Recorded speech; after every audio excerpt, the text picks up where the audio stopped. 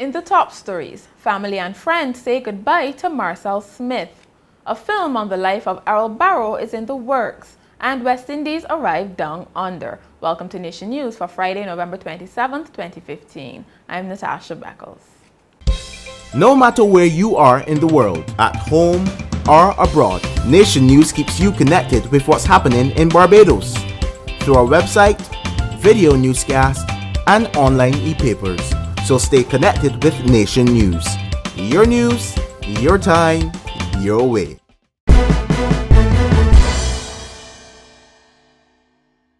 Murder victim Marcelle Smith has been laid to rest, but her family is still questioning why her life was taken. During a funeral service at the St. Patrick's Roman Catholic Church on Friday, her daughter Tanya said Mrs. Smith was a vibrant, resourceful, and hard-working woman who loved to travel and play bridge. However, she told the packed church her mother lost her life prematurely and the family is still seeking answers as to why.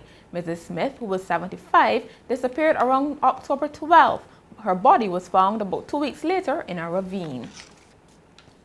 Minister of Culture Stephen Lashley is calling on corporate Barbados to support an upcoming film about the life of Father of Independence Errol Barrow. The docudrama, entitled Barrow, Freedom Fighter, is scheduled to be released to commemorate Barbados' 50th year of independence. The project will be produced by Step by Step Productions, the makers of the Hush trilogy and the movie Vigilante. Filming is scheduled to begin tomorrow. We want to mobilize the entire Barbados in getting involved in what I believe is one of the most important documentaries that we've done. And we will demonstrate through the resources that we have at our fingertips that we have what is required to reproduce elements of the life of Errol Barrow. We have the Barbados Museum, we have the Government Information Service, and I can tell you that having worked at the Government Information Service, I see Ms. Litchier, the Chief Information Officer. They have been able to retain quite a bit of the very critical aspects of our history. China's Ark Peace Hospital ship has made its first trip to Barbados. The ship and its crew arrived on Friday and docked in berth 6 of the Bridgetown port. It will be in Barbados for 7 days before moving on to Grenada.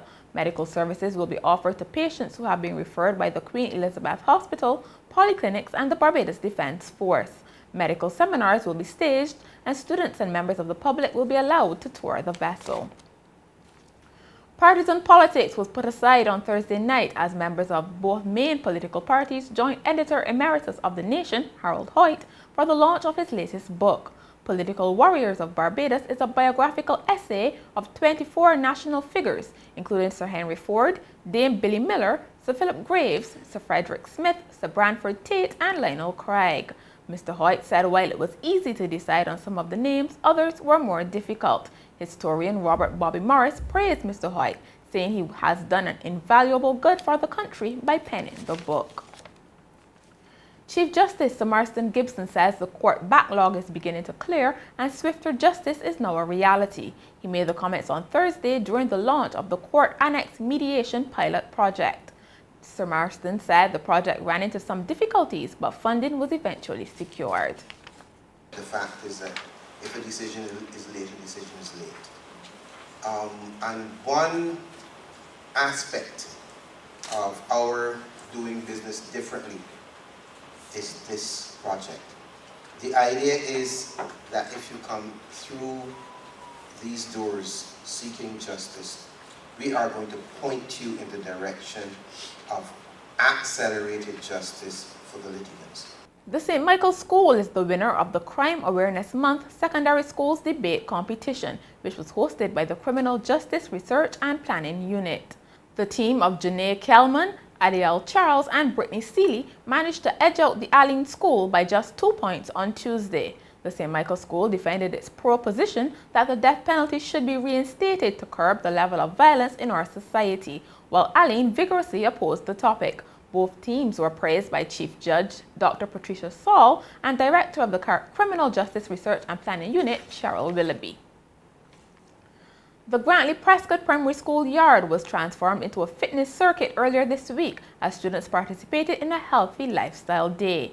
The students also engaged in a range of activities including aerobics, Zumba, and the annual inter-house competitions for netball, football, and basketball. Physical education teacher Dwayne Mosley said it was a good way to combat the issue of childhood obesity. Obesity is on the rise in Barbados, so we're just trying to encourage the children to eat healthy, and you can't just eat healthy. Exercise is also a part of it. So we're just trying to train healthy habits. In sport, West Indies have arrived in Brisbane to begin preparations for what is expected to be a tough 3-test series against Australia starting next month. West Indies have not won a test down under in 18 years and have not beaten Australia in a test for 12 years. The squad, led by Captain Jason Holder, will participate in a 5-day camp before taking on a young Cricket Australia 11 in a 4-day game. The opening test in Hobart starts on December 10th. And finally, a woman serving a 39-year sentence for robbery has been crowned the beauty queen of one of Brazil's toughest prisons for females. Michelle Rangel beat 9 other inmates to the Miss Talavera Bruce 2016 title at the maximum security lockup in Rio de Janeiro. She said the competition was a question of honor. "I'm feeling like a woman. I've learned how to feel like a woman in prison," she told the media.